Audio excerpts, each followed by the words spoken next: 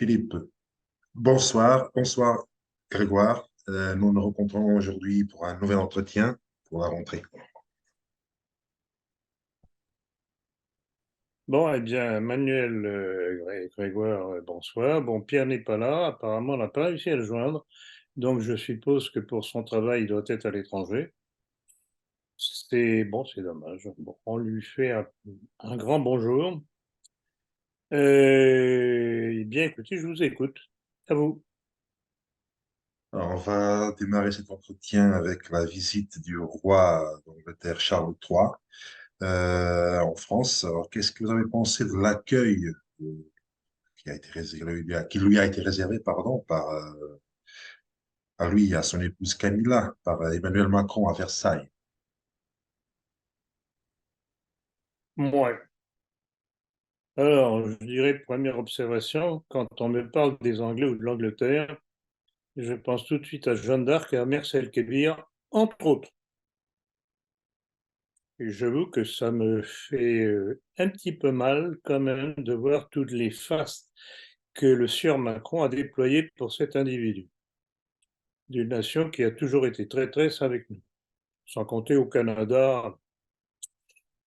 Bon, alors ça c'était une première remarque. Deuxième remarque, je ne sais pas si vous avez vu sur les réseaux sociaux, médias et autres, beaucoup se sont posé la question combien cela a coûté.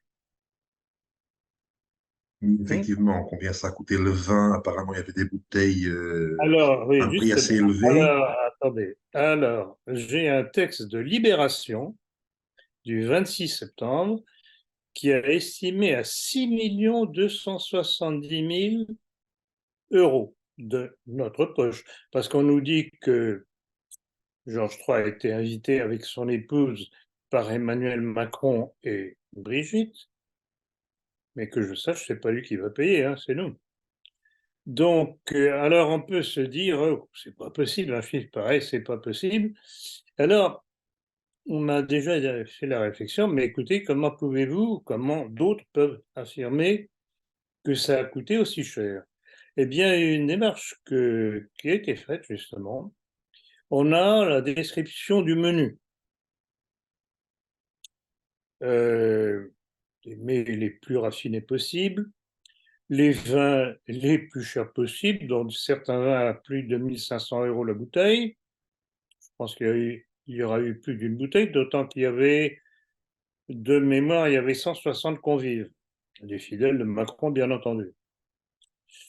Donc voilà, si on prend tous ces éléments ensemble, qu'on les additionne, eh bien, apparemment, on arrive au chiffre de 6 270 000.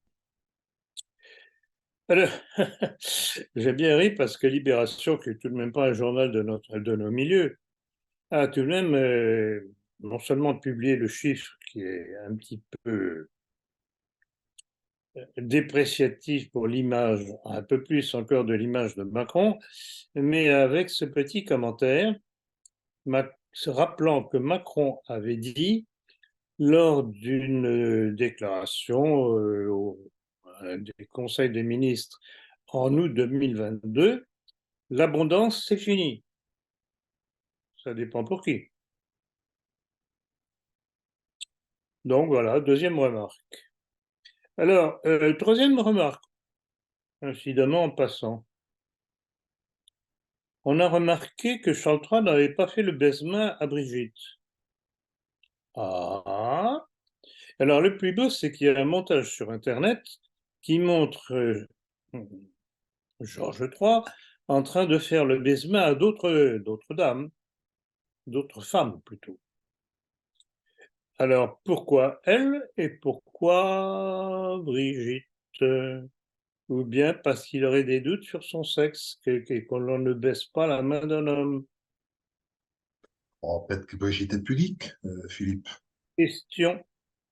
Ouais, non, mais pourquoi baisse-t-il la main des autres femmes et pas la sienne? Un petit problème là, ça veut dire quelque chose, ça. Il y a un petit message. Alors, je me Donc, permets de rebondir rapidement. C'est avec un sondage Odoxa Backbone pour le Figaro. Donc je cite textuellement, hein, l'accueil réservé au roi d'Angleterre par Emmanuel Macron est vu d'un bon œil par une majorité de Français, Bien sûr, 62%. bien sûr. On vous a interrogé, Emmanuel? Grégoire, on vous a interrogé? Moi, je n'ai pas Ah, été pas du interrogé tout. non plus. Non, moi non Ah, il ne plus. faut pas se foutre du monde. Bon, ceci dit, avec la bêtise générale des Français d'aujourd'hui, tout est possible. Ils aiment les fastes royaux chez les autres. C'est à croire que Georges III est le roi de France. Ce qui n'est pas faux d'ailleurs, quand on intègre la notion que la maçonnerie anglaise a la main sur la maçonnerie française. Exactement.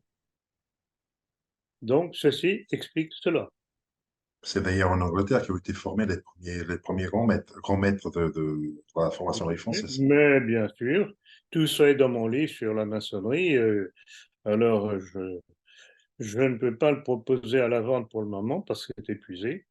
Je crois que c'est la troisième édition qui est épuisée. Donc, il faut que je me mette, je suis déjà bien avancé parce que j'ai évidemment de nouveaux documents et j'espère pouvoir sortir cette nouvelle édition avant la fin de l'année. Voilà, pour répondre à votre question. Au journal du 20h de TF1 du 19 septembre 2023, Gérald Darmanin jure à propos de l'avalanche de migrants à Lampedusa que la France n'accueillera pas de migrants venant de l'île, insistant sans rire sur la fermeté du gouvernement. Y croyez-vous? En tout cas, pas moi, visiblement pas vous non plus. Emmanuel, je ne pense pas qu'il y croit non plus. Alors, combien de Français Ah, vont pas du réellement tout. quand on voit l'avalanche quotidienne qui se déverse sur la France, venant par tous les petits bateaux qu'on laisse passer sans problème. Hein.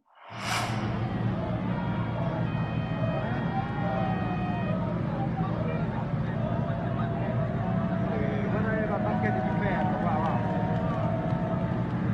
Quanto ne sono casini, tutta la notte.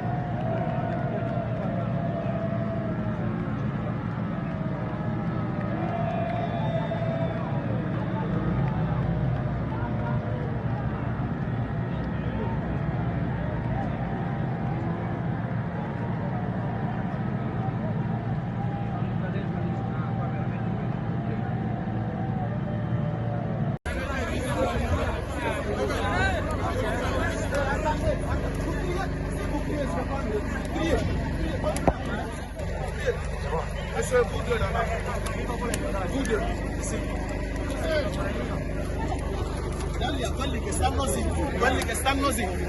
Monsieur, vous deux. Hey, regardez, hey, vous pouvez partir. Ayez pitié de vous-même. Et quand ils seront à la frontière de Vintimille avec Menton, est-ce qu'on nous dira qu'ils viennent de Lampedusa? Non, ils se moquent de nous, ces gens-là. Ils se moquent de nous. Ils veulent continuer à submerger encore et encore et encore la France. Quand je me tue à le dire sur tous les tons, oralement et par écrit, pour eux, mondialistes, c'est une nécessité. Il faut submerger les nations par d'autres peuplades inintégrables pour faire disparaître le sentiment d'identité nationale. Ce n'est que comme ça qu'ils pourront instaurer leur gouvernance mondiale. Tant qu'on ne comprend pas ça, on ne peut pas comprendre ce qui se passe. Et cet acharnement à nous imposer cette immigration. Alors, il y Et a le point. d'ailleurs, attendez, justement, je me doutais qu'il y aurait une question là-dessus. J'ai quelques petits biscuits là. Est-ce que vous vous rappelez de la déclaration de Macron après les insurrections qui ont suivi la mort du jeune dealer Naël? Voilà ce que Macron a osé dire. C'est dans le Figaro du 2 août 2023. Il a déclaré qu'il n'y avait pas de lien entre les émeutes et l'immigration. Alors, écoutez, c'est curieux parce que quand on regarde les images de ces émeutes, c'était pas des petits blonds.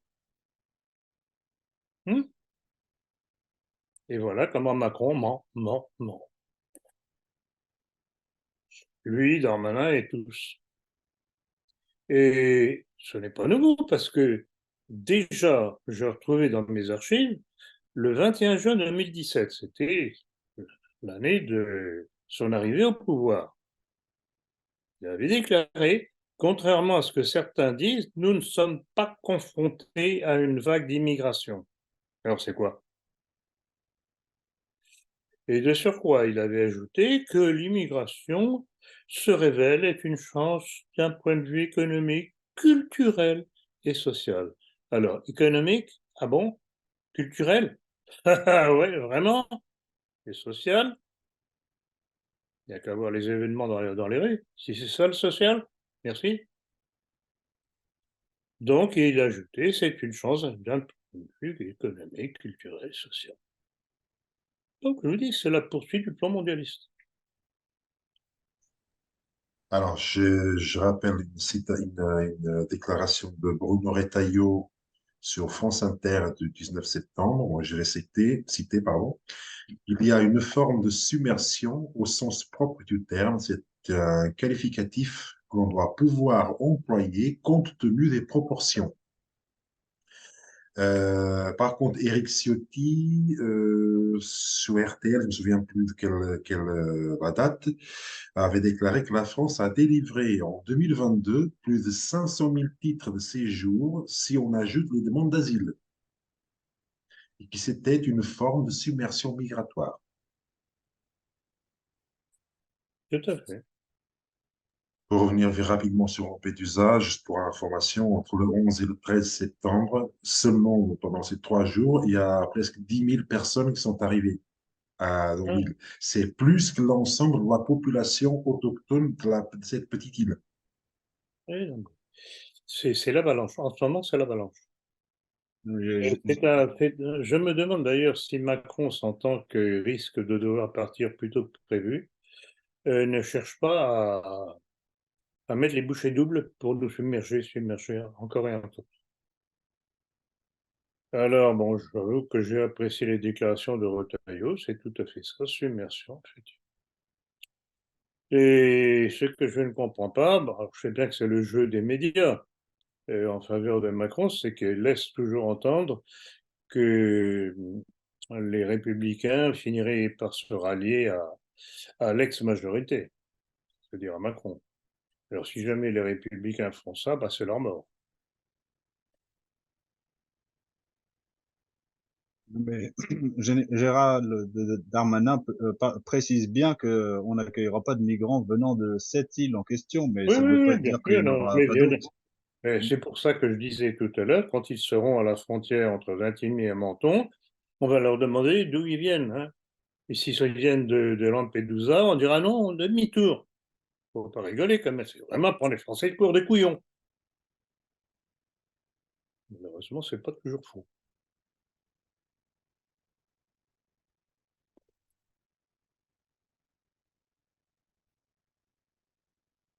Alors, on va passer à la prochaine question. Alors, est-ce une conséquence, est-ce que vous avez vu ce qui s'est passé à Semur en Auxois? La circulation piétonne a été strictement interdite dans le centre-ville jusqu'à environ 17 heures en raison de la visite du président de la République. Est-ce que vous souhaitez faire un commentaire? Ouais, évidemment. Alors, c'est une information que j'ai vue dans Média Presse Info.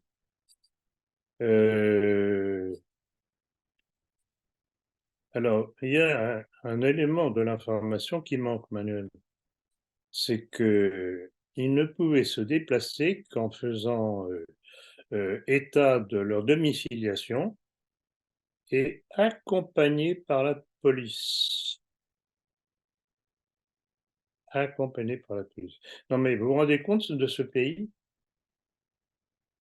Donc, l'immigration peut rentrer en pleine volée. Les Français ne sont même plus capables de se déplacer dans leur propre ville contre cette, je ne vais pas dire de gros mots, de Macron vient dans cette ville essayer de parader et les narguer. Parce qu'en fait, c'est ça, il vient les narguer. Et c'est évident qu'il cherche, il fuit tant qu'il peut le contact avec la foule, tellement il en a peur. Et il fait tout Oui, pour, peut-être. il fait tout pour défier et narguer. Il a peut-être peur que quelqu'un d'avoir la même chose qu'il y a eu par exemple Manuel Valls. Euh, je crois que c'est Zemmour aussi qui a eu droit à des œufs. Oui, ben, Je crois que c'est des œufs. cher Manuel ami, Valls, je vous dirais, ce serait largement insuffisant pour lui faire payer ce qu'il ne fait subir. Largement insuffisant. Je ne sais pas si cet homme, on pourra le juger un jour, mais je serais partisan de rétablir la peine de mort, rien que pour lui et pour quelques autres aussi. Buzyn, Salomon et compagnie, dans l'affaire des vaccinations. D'ailleurs, avec Macron, qui était le maître d'œuvre de cette dictature vaccinale. Nous sommes gouvernés par des criminels, des gens qui nous haïssent, de par leurs origines. Ça aussi, il faut l'intégrer. il faudra donc rétablir le crime de haute trahison du président de la République qui a été supprimé par Sarkozy, il me semble, de mémoire. Tout à fait. Ah, il savait très bien ce qu'il faisait, risquait de lui retomber un jour sur la figure, donc il a pris ses précautions. Pas poursuivable, mais enfin, ce qu'un décret ou une loi fait, une autre loi ou un autre décret peut le défaire. Ça, il n'y a rien de figé. Hein.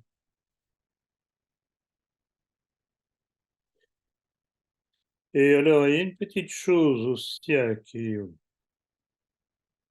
qu'on peut intégrer dans cette question. Avez-vous vu l'annonce que pour couvrir les dépenses pharaoniques de Macron et tout dans tous les domaines, de Georges III et compagnie, on nous annonce qu'il va falloir emprunter à nouveau une somme de 224 milliards d'euros. Ce n'est pas, alors je ne sais plus qui est Et l'économiste qui qui a va dit payer ça? en fait, on est en train d'emprunter pour payer ce qu'on doit. Voilà, et Bien sûr. c'est un cercle vicieux. Mais bien sûr, et ça ne date pas d'aujourd'hui. Hein. Depuis combien de temps on Non, emprunte non, pour non. rembourser les intérêts? Hein, et encore, les intérêts ne sont pas énormes en ce moment. Mais le jour où le système capitaliste, mafieux,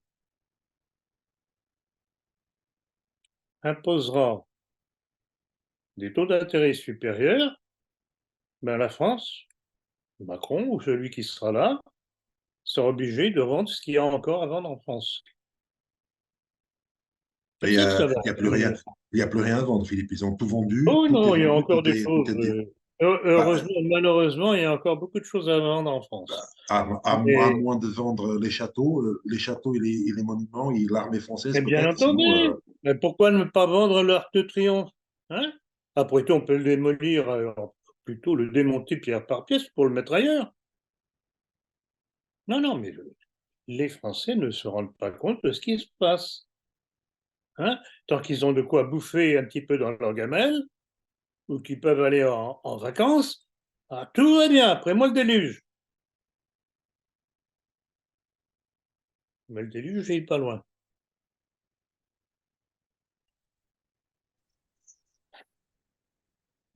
Vous parlez aussi de plan physique, n'est-ce pas aussi ce qu'il est en train de faire avec la Corse en annonçant son autonomie au sein de la République? Tout à fait. Il continue le dépeçage qu'avait commencé un certain De Gaulle, pièce par pièce, tout s'en va. Déjà, on sait que il va, on ne sait pas exactement quand, mais il va proposer un nouveau référendum en Nouvelle-Calédonie de façon à pouvoir donner la main aux indépendantistes. Donc c'est le dépeçage qui continue. Et regardez aussi ce qui se passe en Afrique. On se fait, grâce à sa façon d'agir avec les chefs d'État africains, on se fait virer de tous les pays d'Afrique au fur et à mesure, le Mali, le Niger tout récemment, oh putain, bon bref, il y en a au moins 3 en ce moment. Et alors ce qu'il y a de très curieux, je l'avais déjà signalé, je vais revenir là-dessus, c'est que justement le Niger a fait la même accusation que donc un autre pays africain contre la France, comme quoi la France soutenait les terroristes alors qu'on nous disait que l'armée française avait été envoyée là-bas pour combattre les terroristes, le djihad. Alors il faudrait savoir à quoi sert l'armée française. Et je ne sais pas s'il y aura une question là-dessus parce que ça commence à bouger tout de même. Enfin, bouger oui et non. Passivement, mais ça bouge quand même. C'est-à-dire, j'ai vu cette information comme quoi l'armée avait de plus en plus de difficultés à recruter et ce que ses cadres s'en allaient de plus en plus facilement et de plus en plus tôt. Alors on peut se poser la question, pourquoi? Est-ce parce qu'ils se rendent compte que les missions que le pouvoir macronien, pas que le pouvoir macronien, déjà depuis au moins Sarkozy, c'était déjà ça, que les missions que le pouvoir leur donne, ils se rendent compte que c'est contraire à l'intérêt national. Et ils commencent à en avoir marre de se battre pour des intérêts étrangers. Non seulement étrangers, mais hostiles à la France. Donc voilà. Oui, tout ça, c'est un ensemble. Alors, Philippe, c'était le Mali. Le Mali qui avait, Le Mali, exactement, le Mali. l'année dernière, Le Mali, ils avaient accusé, mais oui, le Mali a fait la même déclaration à l'ONU, accusant la France d'avoir aidé les terroristes, les djihadistes. Il y a un problème là. On envoie les troupes françaises pour soi-disant combattre, on perd des hommes par la même occasion, et à la suite de ça, les pays africains nous accusent en fait, mine de rien, soutenir les terroristes de façon indirecte. C'est un problème. Là encore, c'est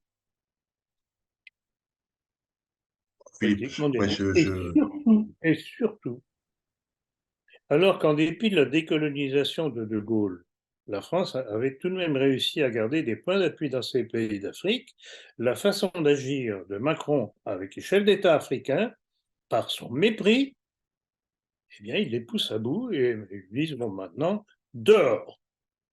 Et ça va plus loin, puisque maintenant, en Algérie, le français ne sera plus enseigné. Et tout dernièrement, le ministre de, je sais pas quoi, peut-être des Affaires étrangères marocain, n'a pas voulu répondre à une question en français. Voilà le résultat de la politique de Macron. Alors les petits Français qui ont voté pour lui, bravo, merci.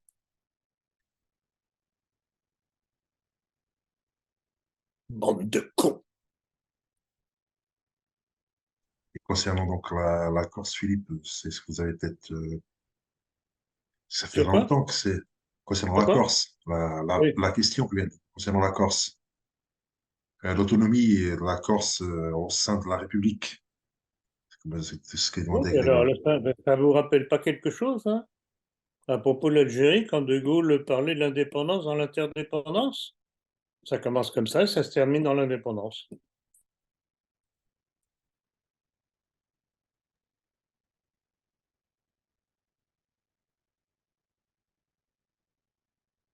Oui, ça fait de très longues années que les Corses demandent leur indépendance avec aussi la Bretagne. Et pourquoi pas Les Corses, c'est-à-dire ceux qu'on a laissés s'installer au pouvoir, dont l'un d'entre eux, je pense, c'est Simeoni, qui est d'origine juive. Et il y a tout un jeu de partenariat qui se met en place entre la Corse et Israël. Allons-nous avoir un nouvel Israël à nos portes? Parce que Israël pourrait bien disparaître à un de ces quatre. C'est comme pour l'Ukraine. Voilà ce qu'il y a derrière tout ce genre de manigance. Alors, je vais continuer sur le sujet, Parce Philippe. que, écoutez, bon, la réflexion de Grégoire est tout à fait adaptée, c'est évident. Cette tendance nationaliste existe depuis longtemps. Il y a eu l'assassinat du préfet Erignac, etc., etc. Mais quand on laisse faire ces individus, au lieu de les empêcher d'agir et de se développer, je regrette beaucoup, c'est la connivence. Vous avez dit tendance nationaliste, séparatiste plutôt. Exactement. La réflexion qui vient naturellement, si on est un petit peu intelligent, pourquoi est-ce qu'on reconnaît le nationalisme séparatiste, par exemple de la Corse ou en Nouvelle-Calédonie, et pas pour les Français qui réagissent, qui se défendent? Ce qui détruit, oui. Ce qui conserve, autant à conserver et à défendre, non. Ça, le fond de l'histoire.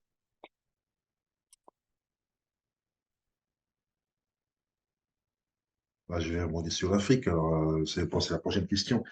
N'en est-il pas de même sous une autre forme de notre perte d'influence en Afrique, ou après le Mali, la Côte d'Ivoire, le Niger qui demande de partir, limite expulser tout ce qui est euh, diplomate, etc. Oui, l'ambassadeur de France qui a été obligé de rentrer quand même malpropre. Euh, alors, on en a déjà parlé dans le dernier entretien, je crois.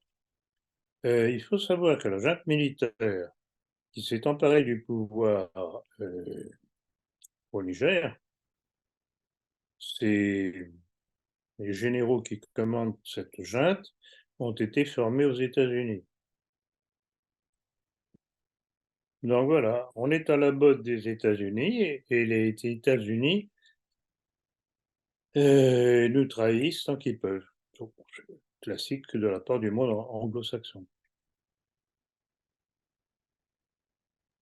Un petit rappel, c'est la conférence de Marrakech, il me semble, avec Giraud et De Gaulle face à Roosevelt, où Roosevelt avait dit que oui, on peut débarquer en Europe, mais par contre, la France doit s'engager à décoloniser dans les 30 ans et à ouvrir son empire au commerce américain.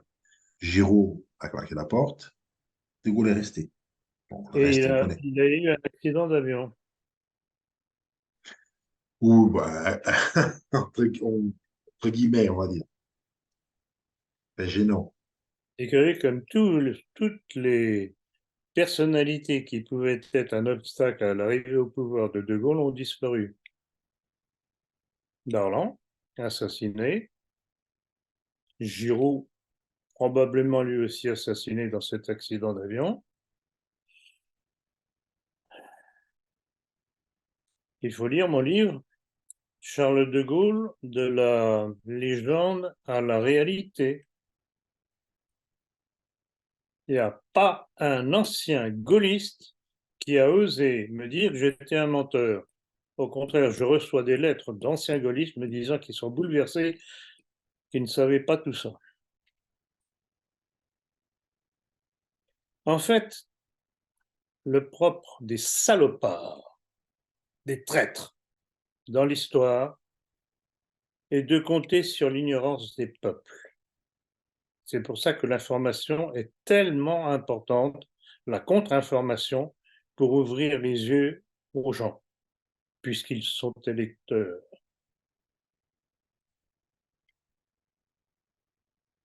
Voilà.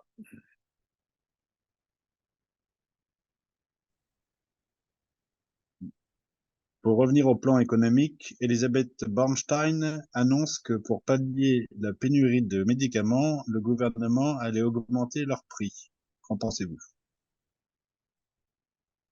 C'est admirable. Alors, pénurie, pourquoi? Il y a un vieux dicton qui dit que gouverner, c'est prévoir. Alors, vous pouvez dire que ce gouvernement, ce sont des incapables qui ne savent pas prévoir. à moins que tout ça ne fasse toujours partie de la même chose, détériorer tout ce qui a détérioré en France. Donc, il y a certains médicaments que les Français ne peuvent pas avoir au détriment de leur santé. Et cette Madame Bornstein, de son vrai nom, vient nous proposer comme solution miracle d'augmenter le prix. Il n'y a pas des paires de claques qui se perdent, là, à défaut de coups de pied au derrière. Voilà par quelle engeance nous sommes gouvernés. Est-ce que les Français vont finir par le comprendre et faire une révolution? On en est là. Il faut une révolution.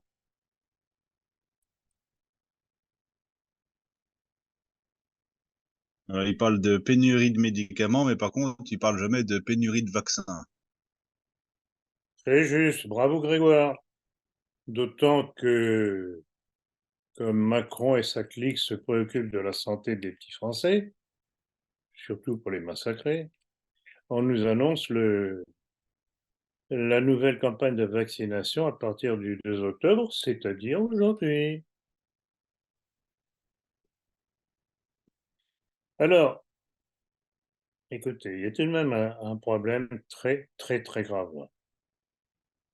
Vous savez comme moi que tous les jours, sur Internet, il y a de nouvelles statistiques qui sortent d'origines les plus diverses possibles, de différents instituts, de chercheurs indépendants ou même de structures de l'État, de différents pays à travers le monde, notamment des États-Unis, d'Angleterre et d'Israël, entre autres, qui démontrent la relation de cause à effet entre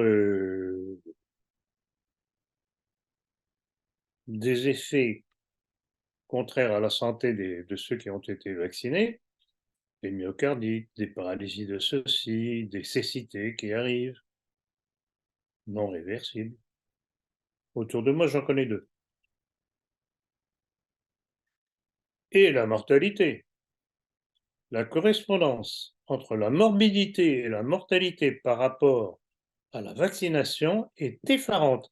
Or, vous ne trouvez aucune statistique à ce sujet en France. C'est censuré. Et à l'abri de cette censure, celui que je traite d'assassin, Macron, veut continuer à nous vacciner, ainsi que les enfants. Vous ne croyez pas qu'il y a de quoi hurler et plus?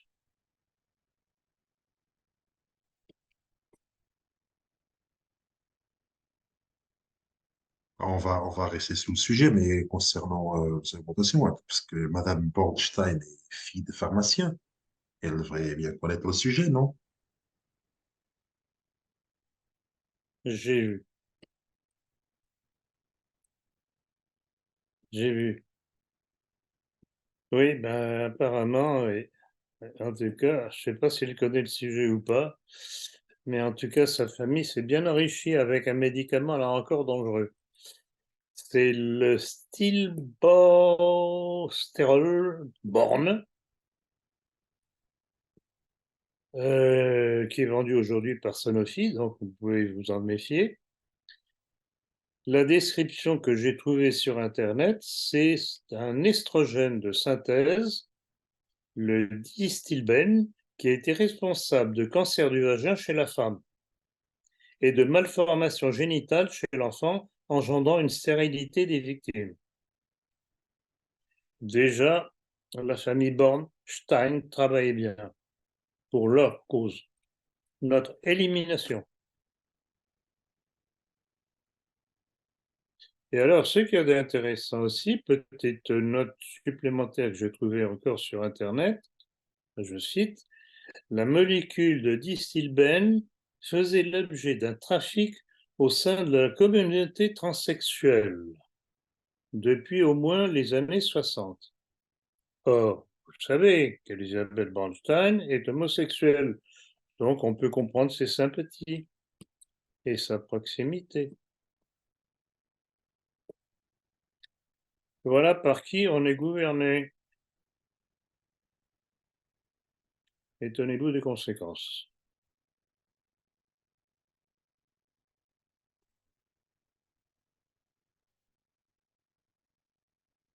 Donc, nous allons maintenant parler de Bruno Le Maire. Sa décision de mettre fin à la détaxe sur le gazole pour les agriculteurs et le bâtiment, mais en la conservant pour les transporteurs routiers, gros pollueurs, ne semble-t-elle pas correspondre à cette politique de destruction voulue à l'évidence par le pouvoir que vous dénoncez? Et encore une preuve de plus.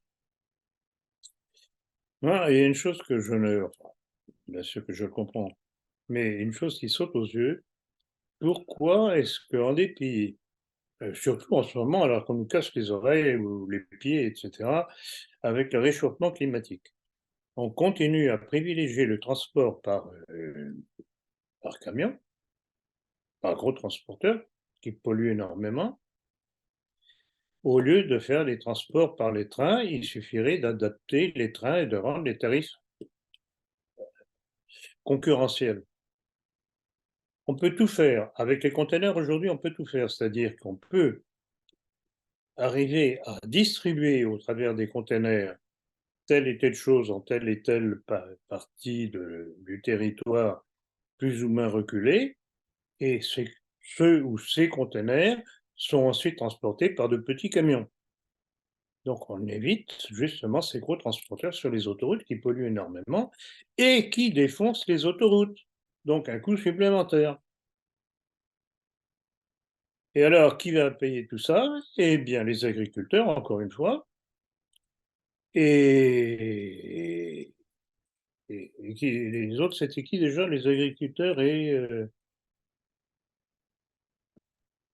le bâtiment aussi. Et le bâtiment. le bâtiment. Et le bâtiment, là aussi.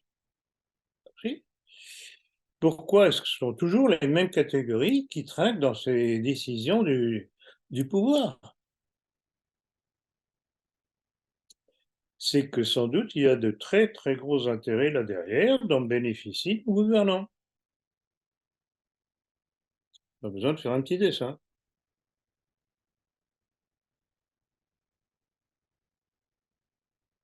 Ils adoptent à peu près la même logique aussi au niveau de l'électricité, c'est-à-dire qu'il faut que nous économisions l'électricité, mais par contre, ils prônent la voiture électrique. Bien entendu, la voiture électrique, il y a un coût. Donc, c'est obligé des gens qui n'ont déjà pas tellement d'argent et encore moins depuis la crise provoquée par les décisions de Macron par rapport à la Russie, de s'acheter un véhicule neuf électrique avec les problèmes que j'ai cités encore il n'y a pas tellement longtemps lors d'un entretien, c'était peut-être pas le dernier mais l'avant-dernier, comme quoi un sondage avait montré une grosse majorité de Français qui, ayant acheté une voiture électrique, avaient dit que ce serait la dernière, qui reviendrait soit à l'essence, soit au diesel. Une chose intéressante à noter, c'est qu'en Allemagne, les constructeurs allemands se font tirer l'oreille parce qu'ils ils veulent pas entendre parler de voitures électriques. Et il faut tout de même voir une chose, il faut être sérieux. Quand on voit les normes de pollution des voitures à carburant, que ce soit essence ou diesel, c'est minime aujourd'hui.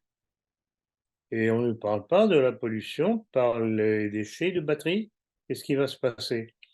J'ai cité aussi dernièrement, lors d'un entretien, rappelez-vous, j'avais signalé que les compagnies d'assurance, lorsqu'il y avait un accident de voiture électrique, la déclaraient totalement inutilisable, donc à la casse. À la casse? Ah bon? Et les batteries, ça devient quoi?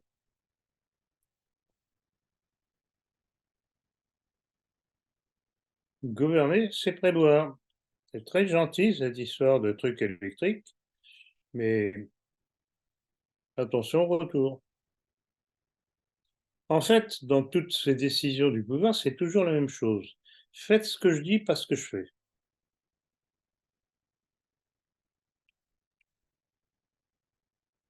Alors, on va changer complètement de sujet, Philippe. On va maintenant, j'aimerais bien avoir votre opinion, pardon, sur ce qu'a dit notre ministre en charge des PME, du commerce, de l'artisanat et du tourisme, Olivia Grégoire, que dans un entretien, elle a estimé qu'il faut réapprendre à cuisiner au lieu d'acheter des plats tout prêts. N'est-ce pas une bonne chose, non? Ah, je suis bien d'accord. Mais, mais,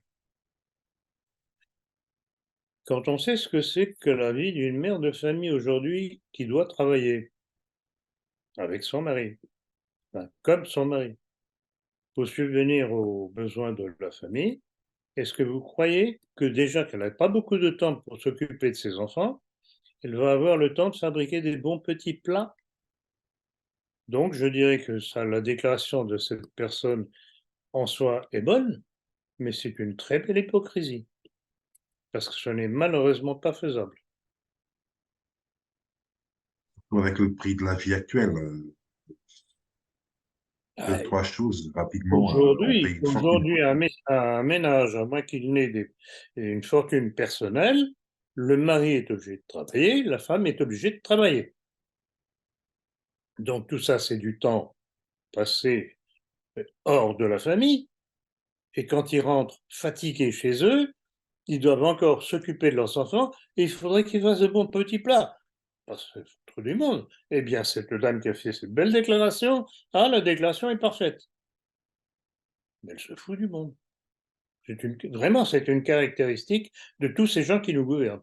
Ils se foutent de nous. Avec toutes les matières premières qui n'arrêtent pas d'augmenter, je pense que c'est bientôt ce sera plus rentable d'acheter un plat tout fait que d'acheter des ingrédients séparément.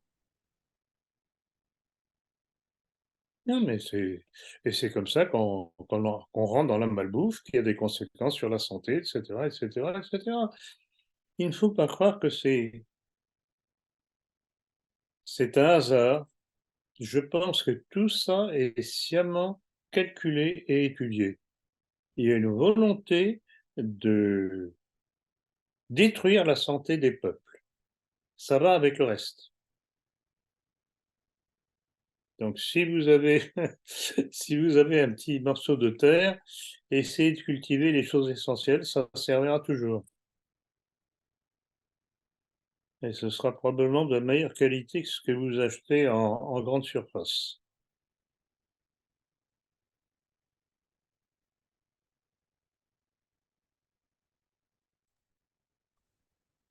Donc cette fois-ci, c'est Eric Woerth qui a déclaré sur BFM TV, il faut s'habituer à un monde où il y aura plus d'inflation, les prix vont continuer à monter au fur et à mesure du temps. Quel est votre ressenti? Je voudrais vous poser la question, pourquoi? Donc une fatalité. Et puis, il faut s'habituer aussi à un monde où il y aura plus d'inflation parce qu'on est en train de changer, parce que les tensions sont là, parce qu'on doit investir parce qu'on veut consommer plus proche, donc ça coûte plus cher. C'est un parce qu'on langage de rapatrie vérité qui n'est pas vraiment tenu, parce qu'on essaie de tenir tous les langages, de faire du en même temps. Les prix vont continuer à monter au fur et à mesure du temps pour des raisons aussi différentes. La révolution énergétique, elle coûtera plus cher. Quand on veut acheter son alimentation plus près, plus sûre, de meilleure qualité, ben ça coûte plus cher que la mauvaise qualité. Donc tout coûtera plus cher existe. Et longtemps. Ça veut dire que derrière, la vraie solution, c'est l'augmentation des salaires. C'est l'augmentation des revenus. C'est l'augmentation des revenus. Alors je sais bien que ça répond pas à la question du gars que vous prenez en caméra et qui est en train de remplir son réservoir. Oui, parce que son salaire n'a pas forcément augmenté. Il n'a pas augmenté entre le moment où il a pris son... Je le comprends très bien. Absolument, aucune fatalité. Les sociétés ont vécu pendant des années, des années, des années, des décennies, même des centaines d'années, avec des prix stables. Pourquoi est-ce que brusquement, et on peut marquer ça à partir de la Deuxième Guerre mondiale, la fin de la Deuxième Guerre mondiale, quand un certain pouvoir s'est bien consolidé au pouvoir, savez ce que je dis au sujet de la libération. C'est pas une libération, c'est une réoccupation par les lobbies de la France. Eh bien, à partir de là, la France, et la France n'est pas la seule, les pays sont devenus des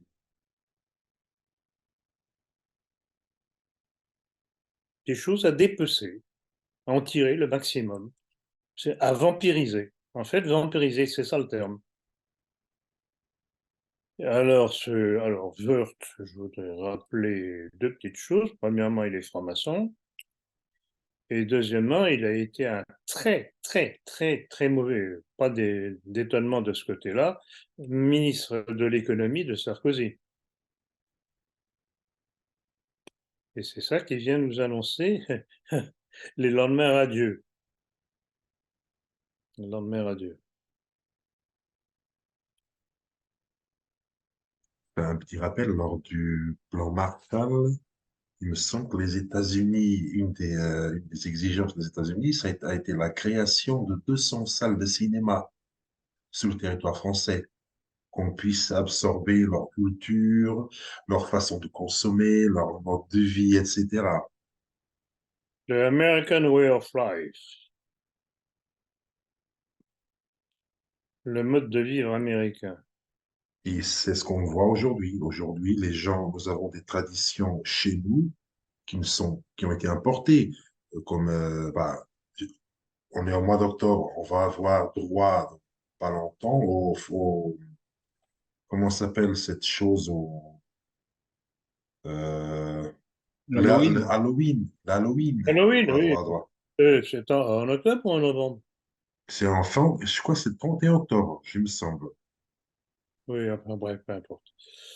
Oui, Halloween, exactement. Il y a ça, nous Ça avons peut maintenant faire, le ça Black peut vite, Friday, etc. nous avons toutes sortes de choses, façon de consommer. Il y a des hamburgers partout, tout le monde fait des hamburgers, des Le frites, Coca-Cola. le Coca-Cola, évidemment. Et j'en passe, tout un tas de choses que cette façon de, je sais pas, Et, de et, consommer. et aussi, il ne faut pas oublier les mets hyper sucrés. Oui, Ce qui la, explique l'obésité, déjà aux États-Unis. Mais c'est impressionnant quand vous voyez les photos de militaires de haut grade américains, ils sont tous obèses. Et en France, c'est en train d'arriver aussi. C'est exactement le American Way of Life qui nous arrive, comme vous l'avez fait remarquer très justement.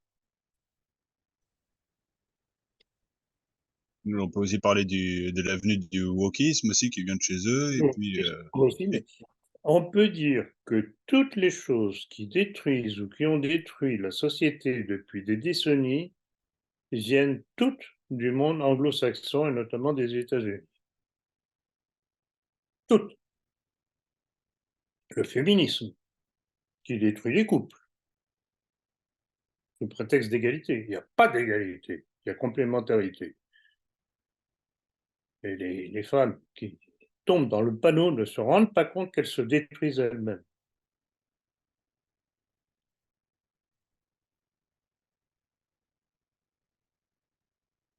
Et alors, d'ailleurs, en général, cette féminisation a très souvent une base de lesbianisme.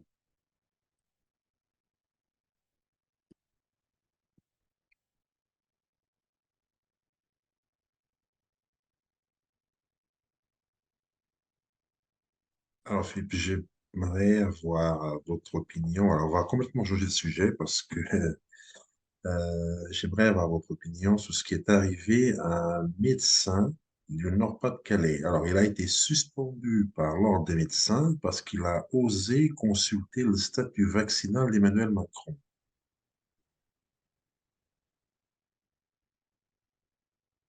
C'est grave, ça.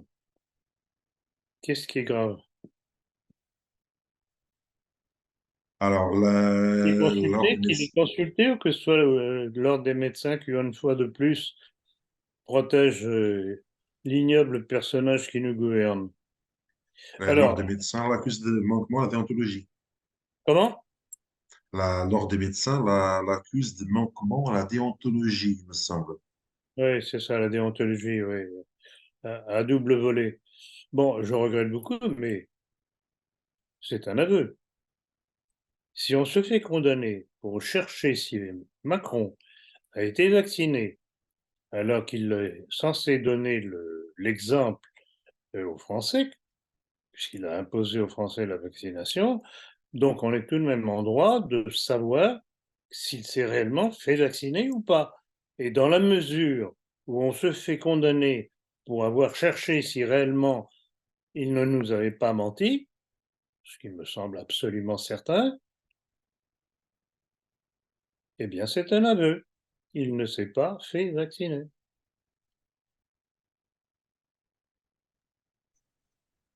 Oui, moi, personnellement, je pensais que le médecin allait annoncer ça, oui, qu'il n'avait rien trouvé au niveau des vaccinations de Macron. Et en fait, il a déclaré que il était certain qu'il s'était fait vacciner, mais c'était juste la date qui collait pas. Alors, Oui, bah, il a essayé de se protéger comme il a pu en fuyant. Je regrette beaucoup. Vous savez très bien quelle est ma stratégie. Quand on dit une chose et que l'on se fait poursuivre pour avoir dit cette chose-là, il faut en rajouter une louche. Si réellement Macron s'est fait vacciner, il n'y a aucune raison qu'il en apporte la preuve. Il doit en apporter la preuve. D'ailleurs, Jean Lassalle continue de persister Voilà, ici que... j'attendais ça. Ah, J'attendais attendez, qu'il mais m'arrête là-dessus. le problème, c'est que Jean Lassalle persiste ici, mais ne montre, il dit avoir des preuves depuis au moins dès le début de cette année, mais il ne les a jamais montrées. Pourquoi ne les montre-t-il pas? C'est aussi une chose qui me dérange, Quelles honnêtement, sont les Philippe. pressions qui jouent sur lui et les menaces? Tout est là. Je ne pense pas qu'il ait pu s'aventurer à dire une chose pareille si réellement il n'avait pas quelque chose en main. Ça me semble gros.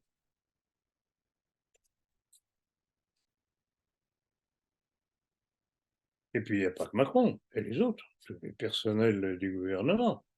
Est-ce qu'ils se sont fait vacciner? Et avec quoi? Avec de l'eau distillée? Avec le sérum physiologique, peut-être. Je crois qu'il y a eu un cas quelque part où il n'y avait pas assez de vaccins, les gens ont été vaccinés avec le sérum physiologique. Je me souviens plus d'où. Ça m'étonnerait ça. Honnêtement, ça m'étonnerait.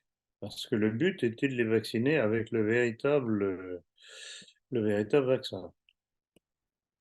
mais j'avais entendu cette histoire-là où justement les laboratoires, enfin pas les laboratoires, mais disons les centres de vaccination rappelaient justement ces gens-là pour être à nouveau vaccinés, justement, parce qu'il y avait Hum, une erreur. hum. Oui, une erreur, oui. Ou alors, une autre hypothèse, c'est que des infirmières ou des infirmiers qui étaient chargés de vacciner et se rendant compte que c'était dangereux, aient injecté un placebo.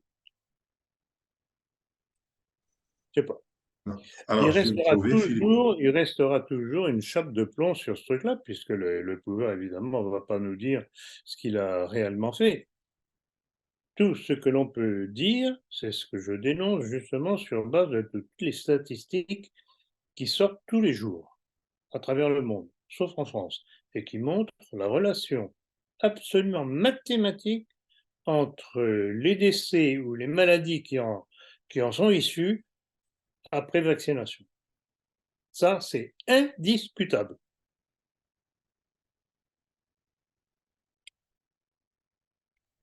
Alors, c'est ce que je disais tout à l'heure est paru dans le Point du 25 août 2021.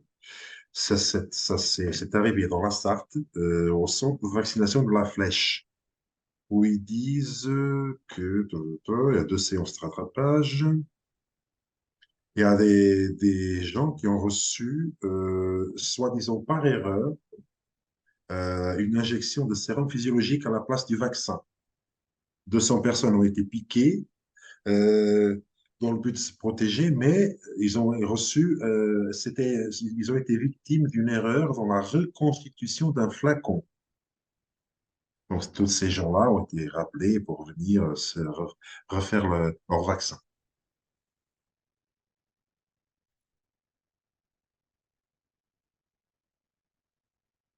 Alors, intentionnel ou pas, là, on ne peut rien dire. Je vous dis, la seule chose sûre dont on dispose, ce sont des statistiques des pays qui ont été le plus vaccinés. Les États-Unis, l'Angleterre, l'Allemagne et Israël. Et ce sont des statistiques qui viennent de ces pays qui démontrent justement le rapport de cause à effet entre la maladie ou la mort et le vaccin. C'est pas le Covid, le vaccin. Et justement, il y a des statistiques parallèles qui étudient la corrélation entre les morts par le Covid avec ou sans vaccination. C'est effarant. C'est le vaccin. L'assassin, c'est le vaccin. Et les assassins, ce sont tous ces hommes politiques qui ont poussé à la vaccination. Et je dis bien assassins.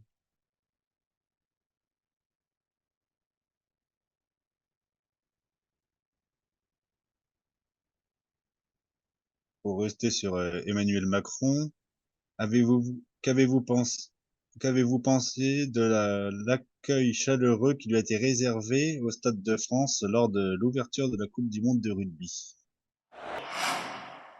Grégoire, vous vous moquez du monde, mon cher. Chaleureux? Je dirais chaud.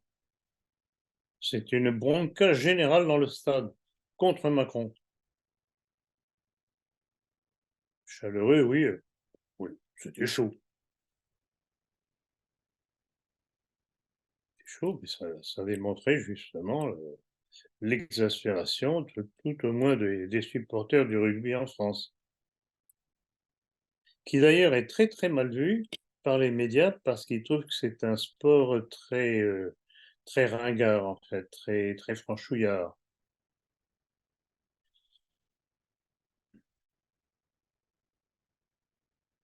Donc, non, non, mais c'est pour ça que Macron, quand il apparaît, d'abord il apparaît de moins en moins souvent, et quand il apparaît, c'est toujours à bonne distance de la foule. Rappelez-vous ce que j'avais déjà exposé. Il doit y avoir un ou deux entretiens par rapport à celui-ci. Lors de la finale de la Coupe de France de football entre Toulouse et Nantes, je crois. Il n'était pas descendu saluer les joueurs avant. Et après, pour remettre la coupe, ce sont les joueurs qui ont dû monter jusqu'à lui parce qu'il était tout à fait en haut, dans les gradins, pour que le public ne sache pas qu'il était là. Et il fallait voir sa gueule et celle de Brigitte. Non, cet homme incontestablement est haï, il le sait. Tout de même, je pense que ça commence à devenir une majorité de Français. Mais malheureusement, en plus de ça, c'est que les élections sont faussées, sont trafiquées, et que les partis politiques qui participent à ces élections, probablement parce qu'ils sont tenus d'une façon ou par une autre, n'osent pas porter plainte et demander des recomptages. Il y a un gros problème là. On verra. On verra la suite.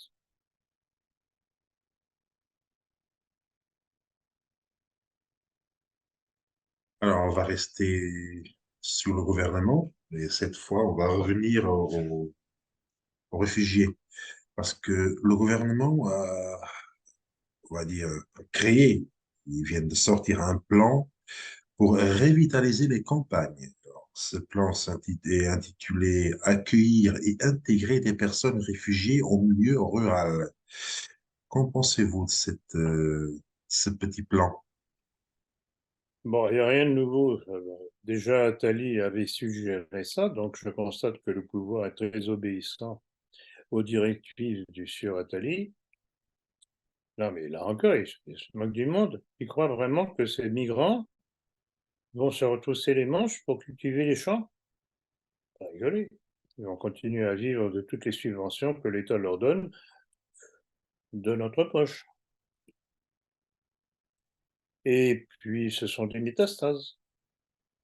On éparpille le mal, commence à en avoir un petit peu trop dans les grandes villes, donc on diffuse dans les campagnes. Le problème, c'est qu'un jour, à force d'en diffuser dans les campagnes elles-mêmes vont être submergées, et alors, qu'est-ce qui va se passer? Qu'est-ce qui va se passer? Et d'ailleurs, pour faire allusion à votre question, c'est exactement le même genre de politique que notre très charmante Ursula von der Leyen a proposé comme programme de l'Union européenne, c'est-à-dire éparpiller les miasmes, les métastases.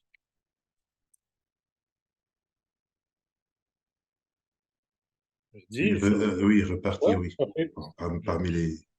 pardon, Grégoire. Je dis, je répète, cela fait partie du plan mondialiste. Submerger les pays par des populations inintégrables. Et qui sont, parce que tout de même, quand on voit les masses de migrants qu'on nous montre à la télévision, débarquant des bateaux, des hommes, de jeunes hommes, et encore des hommes, de jeunes hommes. Vous ne croyez pas que c'est une armée d'occupation qui est en préparation? Pour ça, je dis armez-vous, armez-vous. Sinon, un jour, vous risquez de vous faire égorger comme des moutons.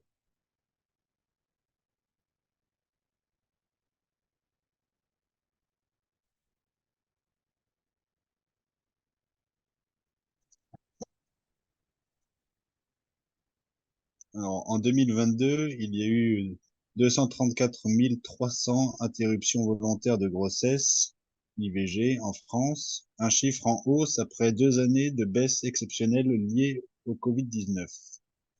Il y a eu 730 000 naissances en 2022. 3 quarts de ces naissances seraient de parents français. Avez-vous un commentaire? Alors, dans cette question, j'ai vu la chose. Dans cette question, il y a plusieurs choses. D'une part, on nous dit qu'il y a eu une interruption l'interruption de grossesse et qu'il y a eu une augmentation de naissances. Pourquoi? Parce que comme les gens avaient été confinés chez eux, ben, ils sont occupés comme ils ont pu. Ils ont fait l'amour. Pas plus mal. Au moins, ça a servi à quelque chose, le confinement. Et puis, il y a un autre aspect, c'est qu'on nous dit que ce sont des parents français. Ah bon? Rappelez-vous ce que je dis à propos de la criminalité dans le dernier entretien.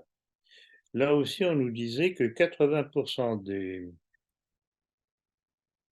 justiciables se déclaraient français. Oui, de papier. Donc c'est très facile, on joue sur les mots. Vous faites quelque chose qui n'est pas bien. Ah ben vous êtes français, oui, ils ont les papiers français. Mais ils ne sont pas nécessairement des Français de souche. Et pour la question ici, les naissances en France, ce sont les masses maghrébines qui sont en France, qui sont des Français de papier. Et eux procréent, eux procréent, eux procréent. Et là aussi, c'est un autre type d'invasion. Donc voilà, c'est ça la situation.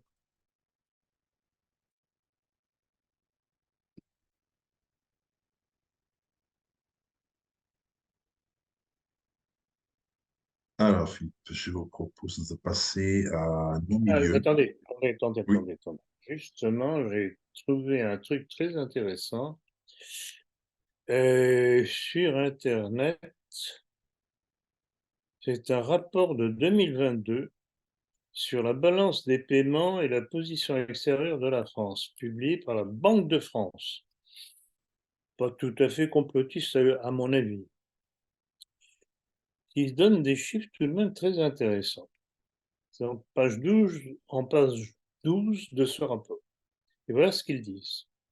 Les envois de fonds des travailleurs immigrés à leur pays d'origine atteignent 12,8 milliards d'euros en 2022, soit près de 3 fois le budget de nos prisons. Et si on empêchait ces sommes de partir de chez nous pour que ça serve à quelque chose? Vous voyez l'hémorragie? C'est pour ça que je parle de la France vampirisée, entre autres choses.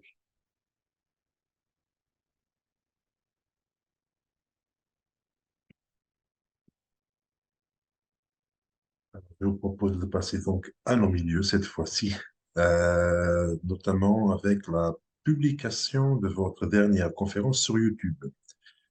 Bon, alors cette dernière a connu bien des péripéties, et à ce propos, pardon, plusieurs internautes ont manifesté leur joie d'enfin vous retrouver. Alors, par contre, il y a certains commentaires laissés sur la chaîne, donc certains sont un peu sidérants, telle énormité, en d'autres confuses et très mal écrites. Alors, je vais citer certains commentaires, notamment bah, celui-ci, par exemple. Monsieur Pancardassac rejoint Zemmour et ne parle plus de la communauté organisée et le remplacement par le haut et d'où viennent les lois. Alors, est-ce que vous pouvez faire une première réaction à ce commentaire, s'il vous plaît? Bon, il y a deux choses donc à laquelle je dois répondre. D'une part, les péripéties de la publication, enfin la mise en ligne de ma dernière conférence. C'est intéressant. Donc, ma dernière conférence, avait pour titre Comment sommes-nous arrivés là? Oui, ce que vous connaissez. Alors, notre ami Jean-Luc, qui est chargé de mettre en ligne, la met en ligne, et moins de 24 heures après, bon, met en ligne, pardon, il faut spécifier, sur YouTube, avec le petit pavé qu'on faisait ces derniers temps, pour annoncer où on pouvait voir la conférence, puisqu'en général, la conférence était automatiquement supprimée. Bon. Curieusement, elle a été publiée sur YouTube, mais ça n'a duré que même pas 24 heures. Et Jean-Luc me téléphone en disant, ben voilà, voilà ce qui s'est passé, qu'est-ce qu'on fait? Alors, je lui dis, bon, qu'est-ce qu'ils donnent comme argument? Ils disent qu'on ne correspond pas aux critères nécessaires pour, etc., etc. Et je dis à Jean-Luc, bah écoutez, puisque c'est comme ça, on va leur répondre très poliment qu'on ne demande pas mieux que de correspondre à leurs critères, qu'ils veulent bien nous les communiquer de façon à ce qu'on puisse essayer de les suivre. Jean-Luc le fait, il ne reçoit pas de réponse, mais la conférence a été remise en ligne sur YouTube. Et apparemment, elle y est toujours. Donc, tout de même intéressant ça comme notation, parce que ça montre toujours, il ne faut jamais se laisser faire. Toujours réagir. Pas partir du principe qu'on est battu. C'est le meilleur moyen pour être battu. Alors, pour répondre de ces éléments de votre question, cette déclaration de cet individu qui me dit qui dit que je rejoins Zemmour. Ah bon? Et que je ne parle plus d'une certaine communauté organisée? Ah bon? Mais et quoi, il est bête, il ne sait pas lire, il ne sait pas entendre. Qu'est-ce que je dis? Qu'est-ce que j'ai déjà dit? Qu'est-ce que je continue à dire au sujet de Zemmour? Et de la communauté à laquelle il appartient? Je sais pas. Alors il y a des gens vraiment qui me sidèrent, ou bien c'est un individu qui cherche à brouiller les cartes, mais en tout cas, le texte est écrit c'est n'importe quoi. Ça m'a l'air d'être un attardé, ce gars-là. Bon, donc voilà pour répondre à cette question-là. Alors, il y a un autre commentaire que nous avons relevé, bon, je vais citer. Depuis longtemps déjà, vous et vos amis d'opinion du groupe auquel vous appartenez avez rejeté toutes les tares du monde sur les Kabyles, bon, entre parenthèses, travailleurs d'avant-guerre. Votre haine devrait regagner son antre obscur, sachant que vos anciens collaborateurs ne font pas dans l'appréciation des peuples inconnus. Euh, ah, est-ce que vous pouvez peut-être... Que voulez-vous que je réponde à ça? Ça n'a aucun sens. j'ai rien compris, mais bon. C'est un charabia incompréhensible. C'est du n'importe quoi. Écoutez, je dis les choses en général très clairement. D'ailleurs, c'est que ce que certains me reprochent, c'est que je dis les choses trop clairement. Ça dérange. Bon, donc de ce côté-là, il n'y a pas de problème. Donc là encore, ou bien ce sont des abrutis finis, qui ne savent même pas écrire, qui comprennent rien à ce qui est dit.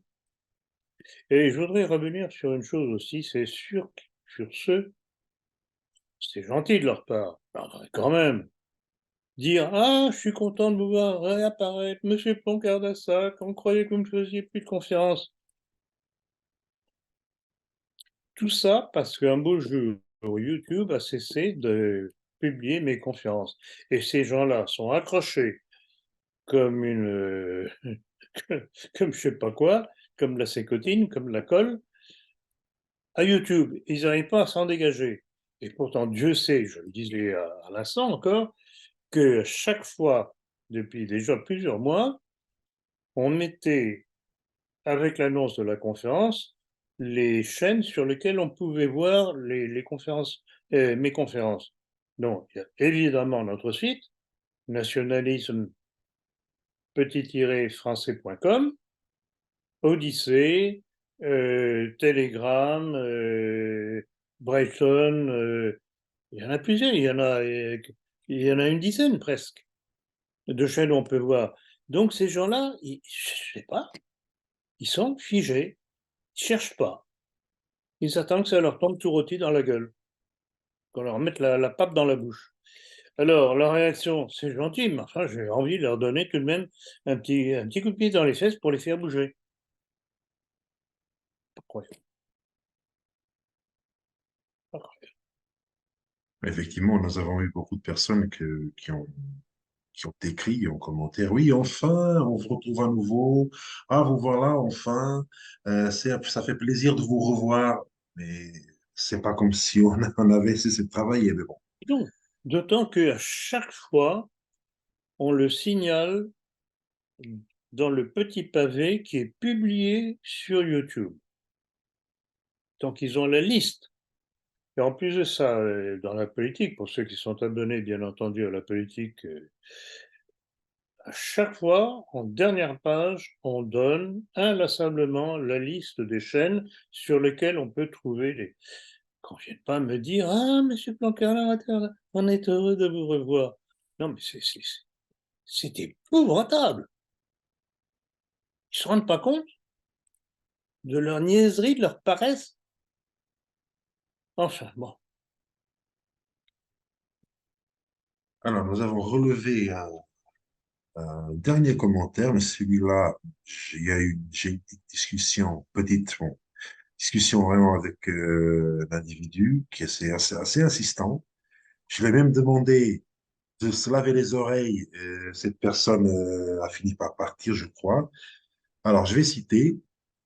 euh, à partir de la minute 44, Monsieur Plancard affirme que Pierre Hilard est d'origine juive. D'accord? Donc, est-ce que vous souhaitez réagir à cette ineptie? Parce que j'ai demandé à la personne.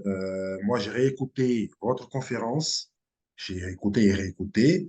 Il suffit, je sais pas, d'entendre correctement. Je ne sais pas. Je suis allé à la minute 44. Effectivement, vous parlez de Pierre Hilard qui traite de mémoire Vladimir Poutine d'origine juive. On ne dit jamais que c'est Pierre Hilard qui l'est.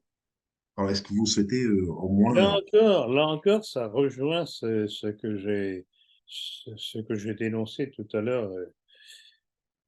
On a l'impression que les gens ne comprennent pas ce qu'ils entendent.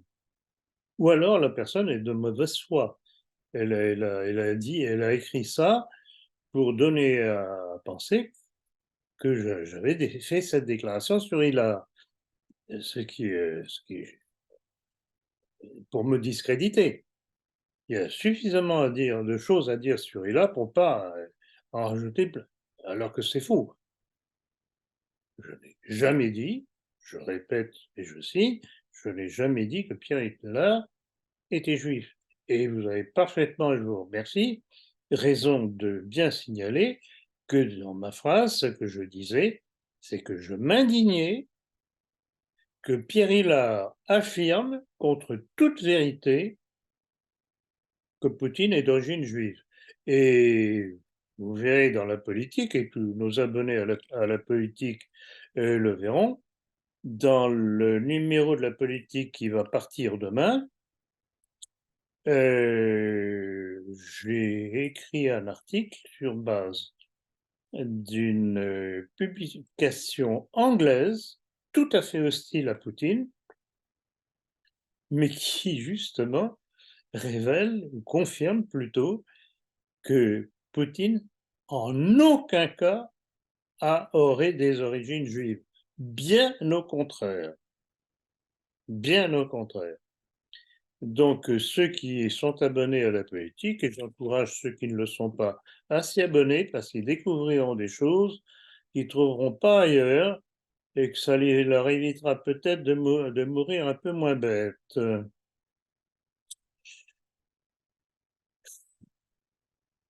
C'est fatigant à la longue, hein.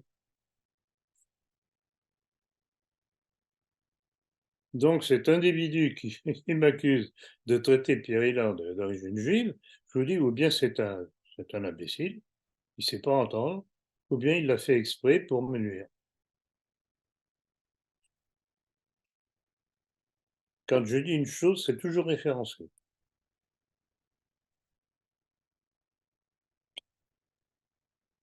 Je crois que sur YouTube, il y a des gens qui sont capables de laisser des commentaires comme ça, il y a deux types. Il y a les trolls, donc volontairement qui veulent nuire, et puis il y a aussi ceux qui font autre chose pendant qu'ils écoutent la vidéo, puis du coup qui comprennent à travers. Oui, exactement, moi je pense que c'est ça. Je pense que c'est ça. Non, mais alors, Internet, Internet, c'est Internet. Internet, il y a d'énormes avantages.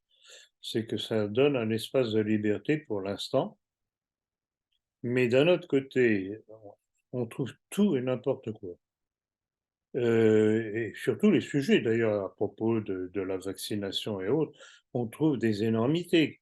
Des gens qui, à force de trop vouloir prouver, nuisent à la bonne critique de la chose. Faire très attention. Hein. C'est comme pour tout. Il faut un minimum d'esprit critique et d'intelligence. Et malheureusement, ce sont deux denrées qui manquent énormément aujourd'hui. L'esprit critique et l'intelligence.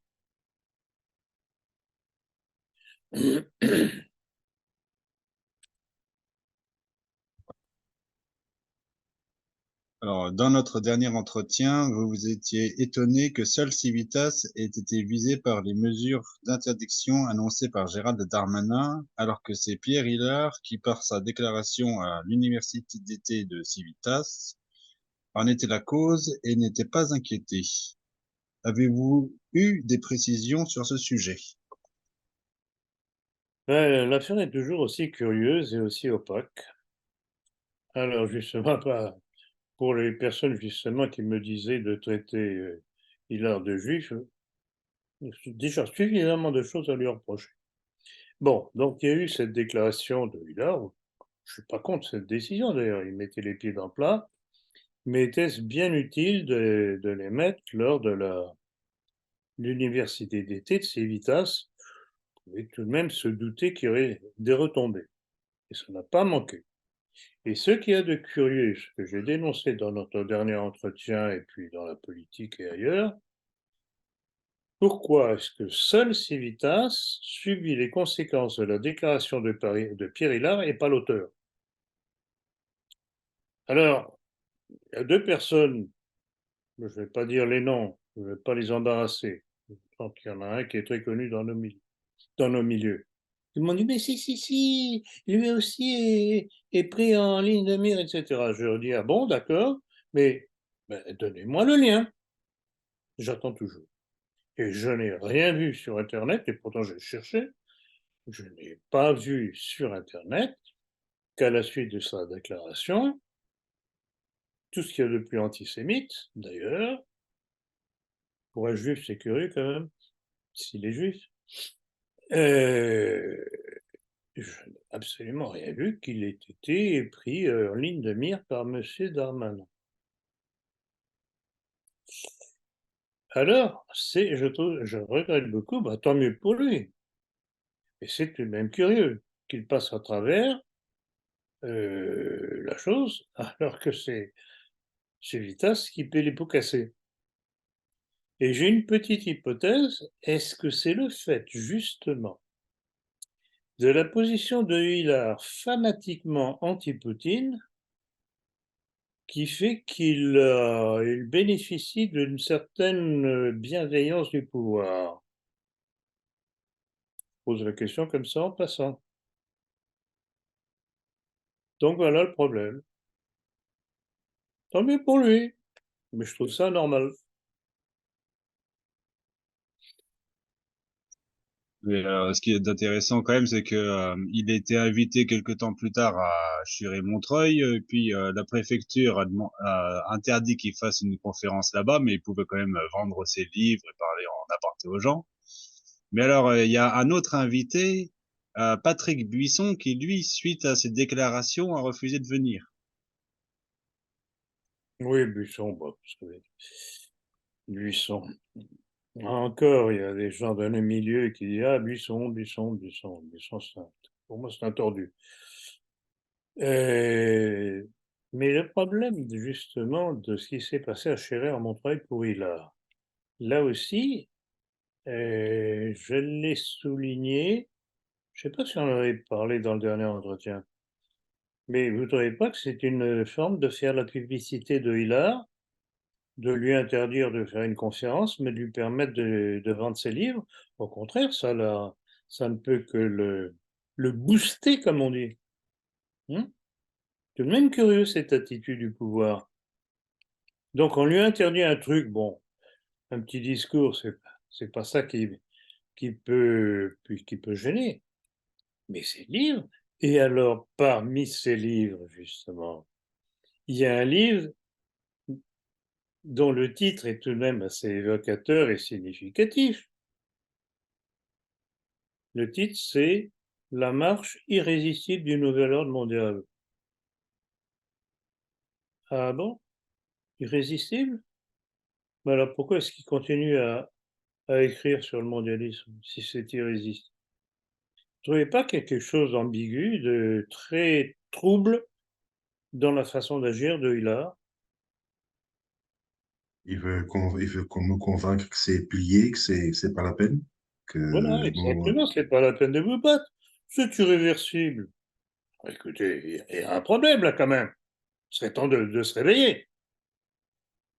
Alors, bon, les bons dieux arts, les grenouilles de bénitier de Chéré à Montreuil, oui, ça va à la messe, ça va à confesse, etc. Mais ça invite des gens qui sont plus que douteux, qui travaillent justement contre ce qu'ils prétendent être.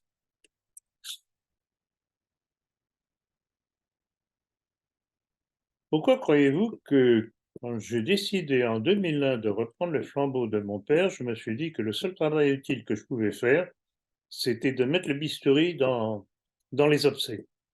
Je continue à le faire. Parce qu'on ne peut pas gagner si on est paralysé de l'intérieur par de faux amis ou par des ennemis. Et rappelez-vous ma formule, infiltration, neutralisation, déviation, et puis destruction, par la même occasion.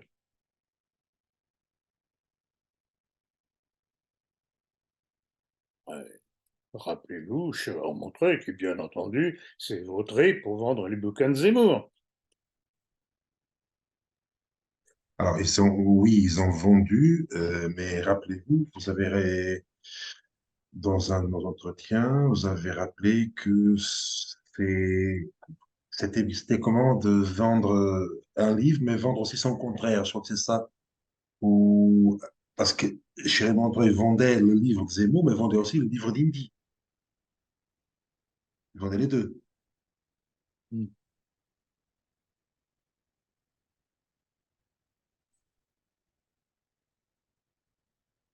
Oui, éventuellement, mais je comprends que des libraires soient amenés à vendre de tout pour satisfaire les différentes clientèles. Mais étant donné que Schreier Montreuil a une revue qui s'appelle Lecture et Tradition, j'aimerais bien voir des critiques, des mises en garde sur tel ou tel livre. Ils peuvent le vendre, mais leur devoir est de ne pas tromper leur public, ce qui n'est pas fait.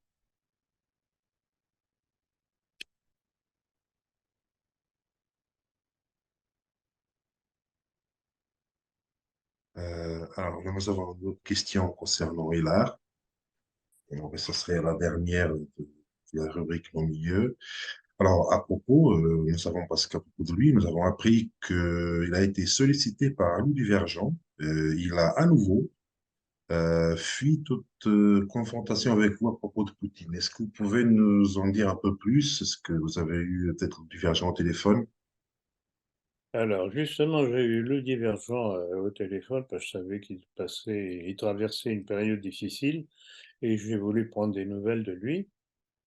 Et donc, il m'a bien confirmé ce qu'on m'avait déjà dit par ailleurs, qu'il avait sollicité Hillard lors d'un entretien avec lui, en lui disant, bah, écoutez, pourquoi vous ne voulez pas faire un entretien avec Philippe Lancardassac? Et il a toujours la même chose, la fausse excuse, c'est parce qu'il m'insulte. Et Lou Divergent lui a répondu, en direct, je ne l'ai jamais entendu vous insulter. Ah non, non, non, mais je ne veux pas, je ne veux pas, je ne veux pas. Donc la fuite est perdue. Donc merci à Lou Divergent qui a tenu promesse, puisque je lui avais demandé, sachant qu'il allait inviter Pierre Hillard, de lui poser la question à nouveau. Combien d'autres l'avaient fait avant, soit avec toujours des réponses dilatoires, soit même sans aucune réponse. Et puis j'ai appris par la même occasion que Lou Divergent faisait un pèlerinage à Saint-Jacques-de-Compostelle à pied, s'il vous plaît. Donc chapeau, chapeau, parce que c'est pas donné à tout le monde. Et donc je lui fais un grand bonjour, lui souhaitant d'avoir la force physique, la résistance physique pour arriver jusqu'au bout. Je ne l'ai pas fait, mais je connais très bien Saint-Jacques-de-Compostelle, j'y suis allé à plusieurs reprises. C'est très beau, c'est majestueux, c'est vraiment très beau. Donc voilà. Et donc j'espère pas dans trop longtemps avec Ludivergent.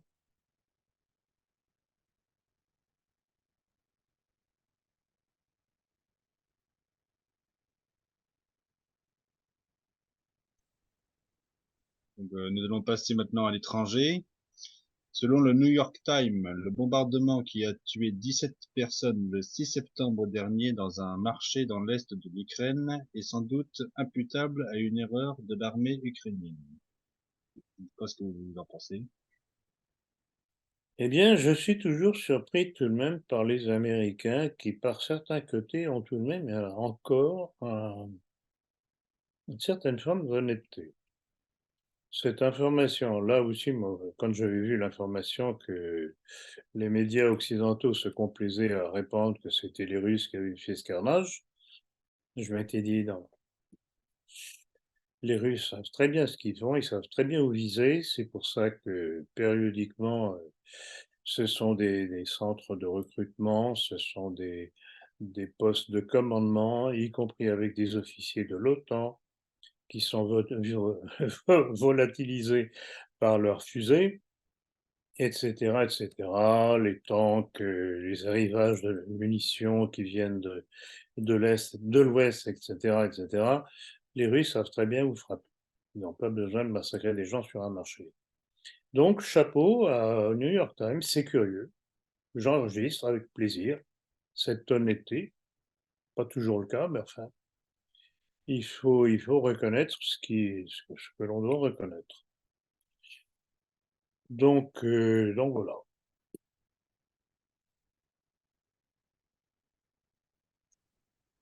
Alors, toujours concernant Vladimir Poutine, et pas cette fois pas l'Ukraine, mais c'est une citation que je vais lire. Le président de l'autorité nationale palestinienne, Mahmoud Abbas, a déclaré le 24 août dernier qu'il était faux de prétendre que Hitler et l'Europe haïssaient les Juifs parce qu'ils étaient Juifs. C'est surtout en raison de leur rôle dans la société qui avait trahi à l'usure, à l'argent, qu'ils ont été persécutés, a-t-il ajouté. Est-ce que vous souhaitez faire un commentaire concernant cette citation? C'est l'évidence même. C'est l'évidence même. C'est ce qu'a expliqué toutes les expulsions de différentes communautés juives dans les pays d'Europe, à toutes les époques. En France, je crois qu'il y en a eu 13, pour les mêmes raisons. Toujours la même accusation de la part des classes populaires. Mais puisqu'on parle de déclarations un peu chaudes, il y a celle de Vladimir Poutine aussi, qui a accusé les Occidentaux d'avoir mis à la tête de l'Ukraine un juif de souche. C'est à mettre sous les yeux Oui, de oui, j'ai vu. Karina. Et de dissimuler l'essence inhumaine de l'État ukrainien actuel. L'État ukrainien actuel étant juif, vous comprenez la portée de ce que dit Vladimir Poutine, accusé par Hillard d'être juif. Vous ne croyez pas qu'il y a une petite contradiction là? Non, mais c'est pour ça. Bon. Je me dirais qu'à la limite, j'ai pitié de Hillard, parce qu'il s'enfonce, il s'enfonce, il s'enfonce. Il est dans les sables mouvants de ses déclarations dont il ne veut pas démordre. Certains disent que c'est parce qu'il est psychorigide. Peu importe, mais on ne peut que le constater. Et de là à traiter Poutine de juif, faut tout de même pas rire. Hein. Quand on voit ce que Poutine peut balancer sur les juifs, des problèmes de crédibilité, le camarade Hillard. Hein. Alors, si les moqueries que je fais de lui, ce sont des injures, bon, soit, chochotte.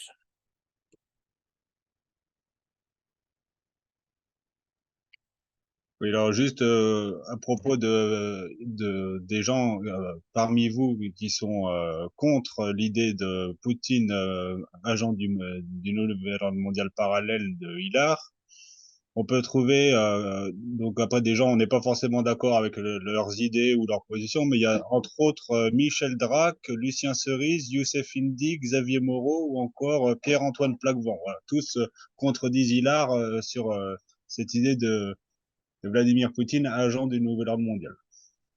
C'est invraisemblable. Non, je veux dire, il y a un problème. Ou bien c'est un problème dans sa tête, cet homme a un problème, ou bien c'est un agent.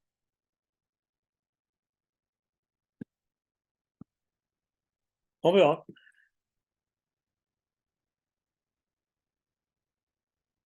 En tout cas, j'ai vu avec plaisir que toujours les mêmes hyènes se sont réveillées immédiatement après les déclarations de Poutine. Il y a eu notre ministre des Affaires étrangères, Catherine Colonna, et puis bien sûr le chasseur de complotistes Pierre-André Taguieff. Pierre-André Taguieff, que je recommande à votre attention, parce que c'est tout de même l'individu qui passe son temps à dire qu'il n'y a pas de complot, que les protocoles des sages d'onction sont un faux, mais qui est invité dans des revues catholiques, genre La Nef. Donc, encore une fois, les milieux catholiques, dits catholiques, qui tirent contre leur camp. Et puis aussi l'ineffable Conspiracy Watch de Tristan Mendès-France. Tiens, Mendès-France, tiens. Et Rudy Reichstadt. Voilà. Bah, c'est normal. Les cloportes n'aiment pas la lumière. Elles s'agitent quand on met la lumière dessus. J'avoue que ça m'amuse.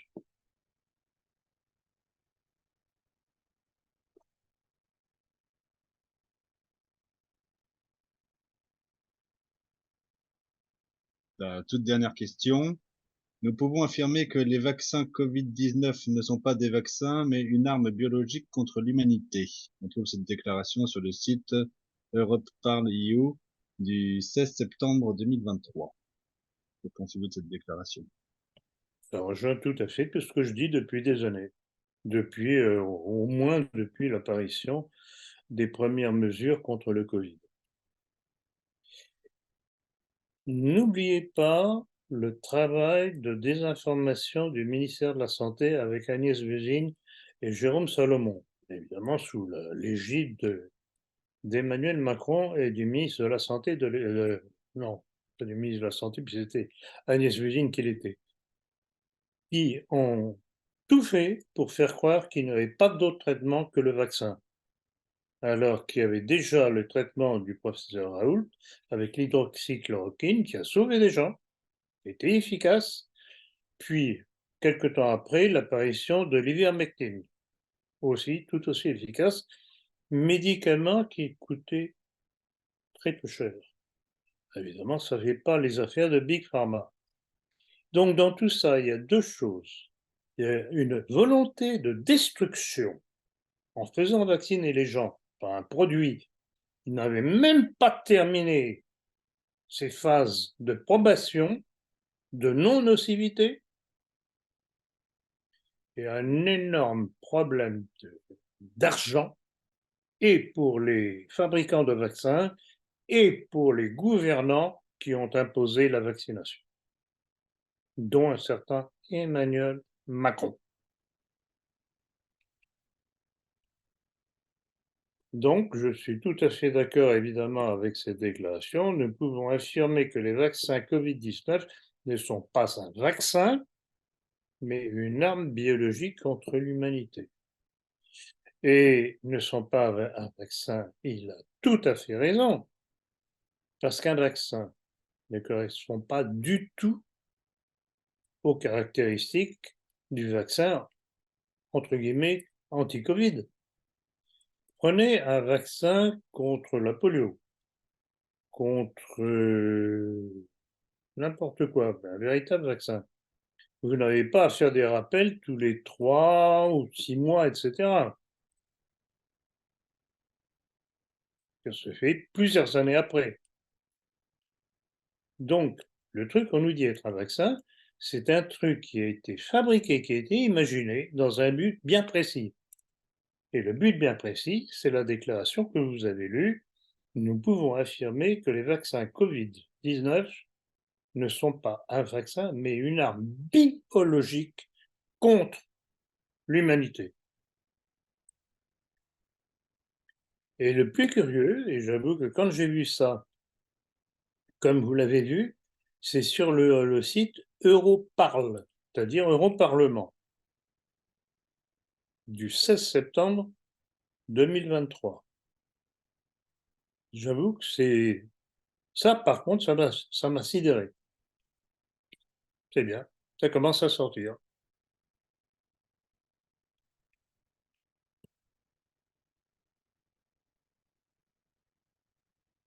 Eh bien, Philippe, je voulais, alors par contre, je voudrais rajouter un petit quelque chose parce que nous correspondants nous ont envoyé, nous ont fait parvenir par mail Quelques réactions, c'est pour en revenir à Pierre Hillard, excusez-moi. Euh, Concernant un entretien que Pierre Hillard a accordé à une chaîne YouTube appelée Haltérophilo ou quelque chose dans le genre, intitulé Les permanences de la géopolitique et de la mystique russe. Alors, il y a donc, pour dire, le propriétaire ou les propriétaires de cette chaîne ont donné la description suivante. Dans cette entrevue avec Pierre Hillard, nous abordons divers sujets, notamment la grande influence de la franc-maçonnerie, la mystique tibétaine ou encore de la société théosophique pardon, d'Elena Blavatsky dans les permanences de la géopolitique russe. Nous abordons aussi le concept de troisième Rome et d'idéologie eurasienne promue entre autres par Alexandre Douguin. Alors, est-ce que vous pouvez faire comme une première réaction à cette description? Alors, oui, ça, j'avoue que quand ce correspondant m'a envoyé ces précisions, et puis surtout les commentaires qui ont suivi de plusieurs internautes, j'avoue que j'ai été tout de même, là encore, ça, je me suis dit, mais à quoi joue Hillard? Parce que quand il nous parle de la grande influence de la franc-maçonnerie, de la mystique tibétaine, ou encore de la société théosophique d'Elena Blavatsky, d'ailleurs, dont je parle d'ailleurs longuement dans mon livre La maçonnerie, dans la permanence de la géopolitique russe, c'est comme s'il accusait encore une fois Poutine d'être lié à cela. Vous voyez ce que ça veut dire? Donc on n'en sort pas, toujours acharné, etc., etc., etc. Alors maintenant, puisque vous avez les réactions de différents internautes, ça, j'avoue, je remercie notre correspondant d'avoir trouvé ces citations, c'est démonstratif. Alors, Allez-y. j'en ai quelques-unes. Par exemple, la toute première, je suis du Québec. Selon mon observation, il faut prendre pardon, avec des pincettes et pas très au sérieux ce que dit M. Pierre Hillard au sujet de Poutine.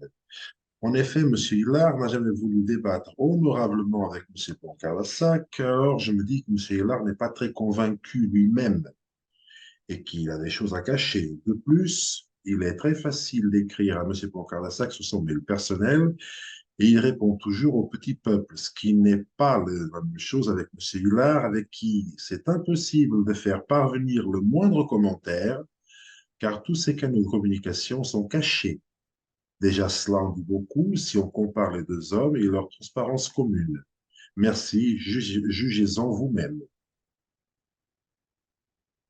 Alors, Ah, concernant les canaux de communication, merci à cet internaute québécois. D'ailleurs, je dois signaler que j'ai beaucoup de correspondances avec les Canadiens, évidemment français. Et donc, vraiment, ben voilà, voilà. Il a compris. Il a compris, il a tout dit.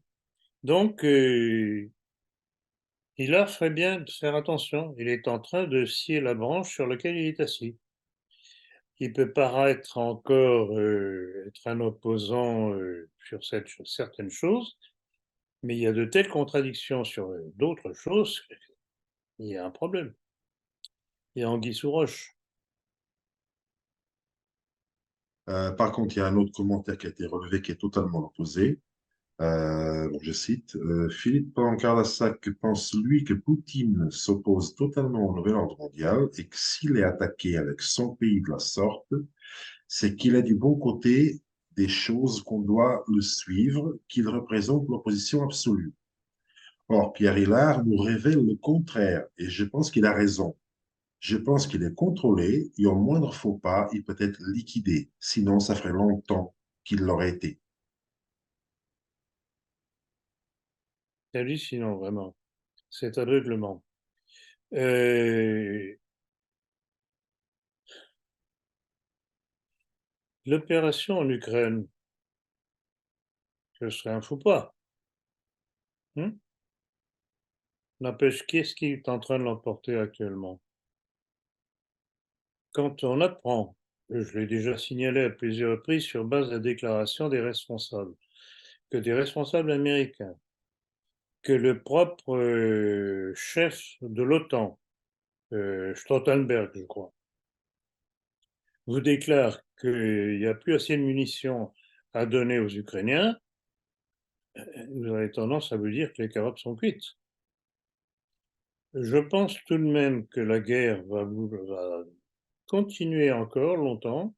Je pense d'ailleurs que c'est l'intérêt de la Russie qui est en train d'épuiser l'Occident, économiquement à tout point de vue.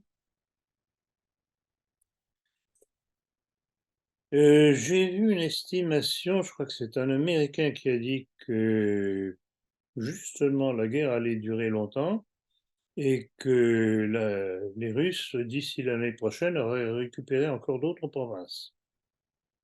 Je pense que c'est le cas. Alors, si c'est ça que cette personne qui n'est pas d'accord avec moi et qui donne raison, il a dit qu'il va arriver des petits problèmes à Poutine, ben, pour l'instant, Poutine gagne. La seule chose qui pourrait lui arriver, c'est un attentat. Et qu'on le liquide ça. Le monde occidental n'attend et n'espère que ça. Bon, donc souhaitons longue vie au président Poutine. Donc là, vraiment, comme quoi, tant mieux pour Hillary, il n'est pas seul dans son délire. Rappelons ce qu'a dit le prophète Attali quand il a été trompé par quand il dit, j'ai été trompé par des Russes, qu'il a été enregistré, il dit, il faut se débarrasser de Poutine à tout prix. Donc, Exactement, visiblement, il dérange.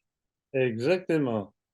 Ils l'ont bien piégé, ils croyaient que c'était un Ukrainien qui parlait, et c'était Poutine. Ou Ah non, vice-versa. non, Je ne me rappelle plus, mais en tout cas, la déclaration non, d'Atali, je me rappelle. Attali, il croyait parler à l'ancien président ukrainien. Et en fait, c'était les Russes qui l'ont piégé. Alors, je vais citer le dernier commentaire relevé qui a la réponse au précédent. Je cite, Poutine est contrôlé, ben voyons, j'aime beaucoup l'analyse de M. Hillard sur l'Union européenne, mais sur la Russie, il délire complètement.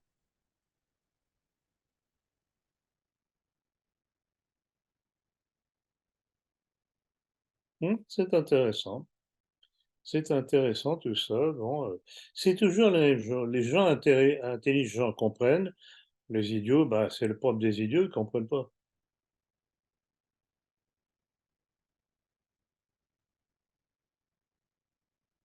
Et bien, Philippe, pour clore cet entretien, est-ce que vous aurez des recommandations à faire? Oh que oui.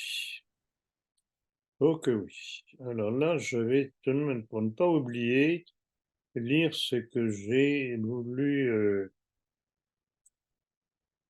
marquer pour ne pas les oublier. Alors, pour les commandes par virement,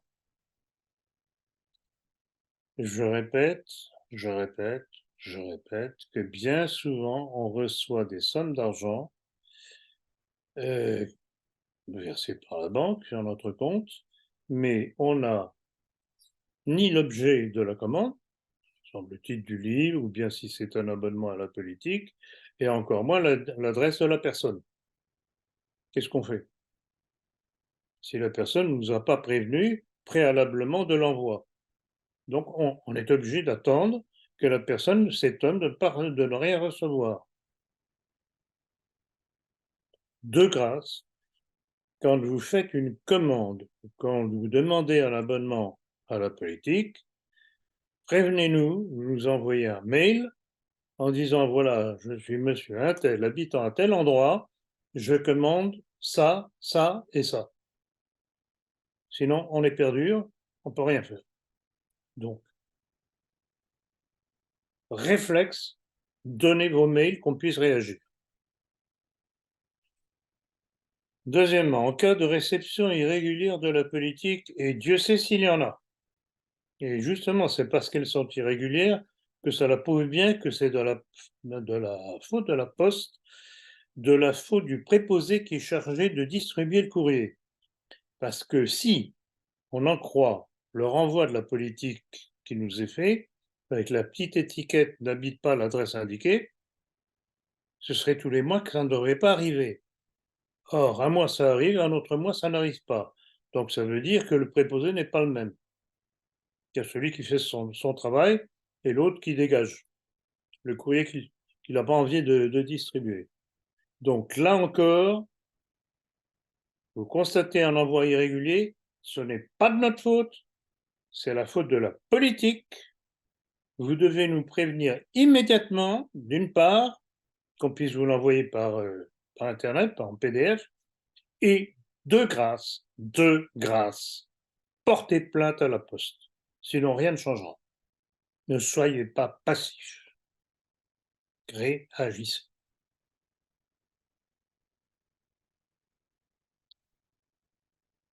Petite chose en passant, merci à ceux qui se réabonnent en temps voulu, alors qu'il y en a qui attendent 1, 2, parfois 3 rappels. Au bout du 3e rappel, c'est terminé. Ils nous font perdre du temps et on court après le temps. Donc, de grâce, soyez attentifs. Vous recevez toujours le petit papier de rappel pour le réabonnement au milieu du numéro de la politique sous enveloppe. Donc, faites les choses immédiatement au lieu de remettre au jour prochain, au mois prochain, etc. Là aussi, si vous voulez vous battre, montrez que vous êtes capable de vous battre rien qu'en nous aidant comme ça.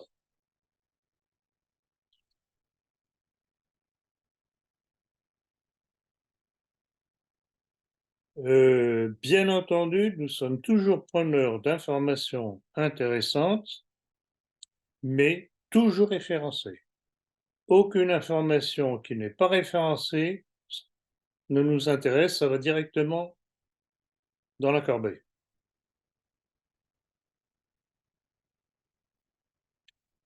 Et alors, un sujet qui me chagrine profondément.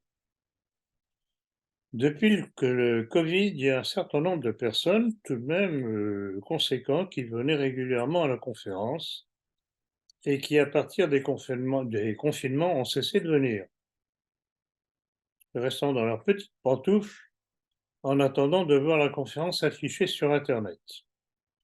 Alors, je voudrais qu'ils comprennent une chose, c'est que les rentrées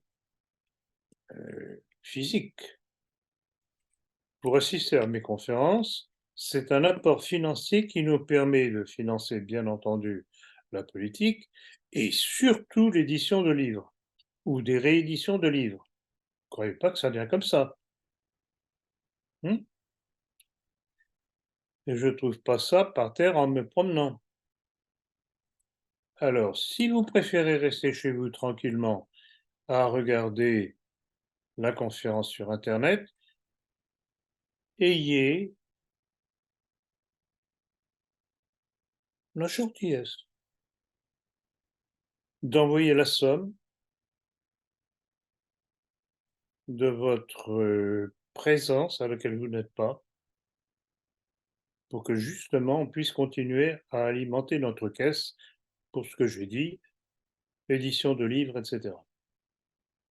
Et puis les déplacements. Tout ça, ça ne vient pas tout seul.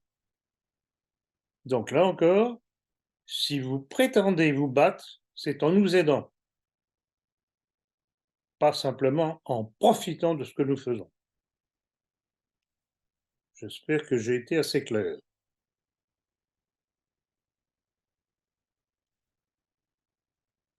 En tout cas, merci à tous les autres, merci à leur assiduité.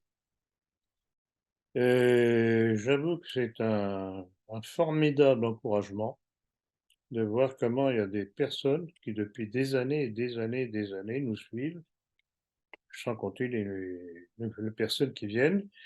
Et alors à tous, je demanderai, il faut, c'est pas en disant les choses une fois que l'on pénètre réellement. Il faut répéter, répéter, répéter. Et faites des abonnements autour de vous. Il faut que de plus en plus de gens connaissent nos arguments et qu'ils comprennent justement pourquoi on en est là. Voilà, je crois que j'ai dit tout ce que j'avais à dire, que cela plaise ou que ça plaise pas. C'est comme ça. Eh bien, Philippe, je vous remercie beaucoup pour tout cela. Je vous souhaite une bonne soirée. Bonne soirée à Grégoire. Merci de sa présence. Merci à vous, bonne Euh, soirée. nous, bonne soirée. Euh, Nous regrettons l'absence de Pierre, mais bon, il a aussi oui, on son. regrette beaucoup parce qu'il s'est très bien relancé sur différentes questions. Eh bien, Manuel, Grégoire, merci de vos questions. Et puis la suite, ben, ça va dépendre de l'actualité, hein, parce que les entretiens, on les fait pas des dates fixes, mais en fonction, en principe, des choses importantes sur lesquelles il faut réagir. Donc voilà, merci et au prochain entretien. Et puis en attendant, peut-être que ce sera la conférence du 21, puisque je redonne une conférence à Paris le 21. Alors là, aussi une petite chose que je signale, c'est toujours dans le cadre de l'espace Hermès, mais l'adresse est différente parce qu'au point de vue accès, c'est plus facile. Ce sera, je crois, je le dis de mémoire, mais de toute façon, ce sera annoncé. Mais ayez l'attention à tirer, c'est au 11 rue de la Vistule, c'est près de la porte d'Italie. Voilà, donc ne soyez pas distraits, n'allez pas à l'ancienne adresse. Voilà, eh bien, chers amis, merci. Merci, Merci, bonne bonne soirée. soirée. À vous aussi.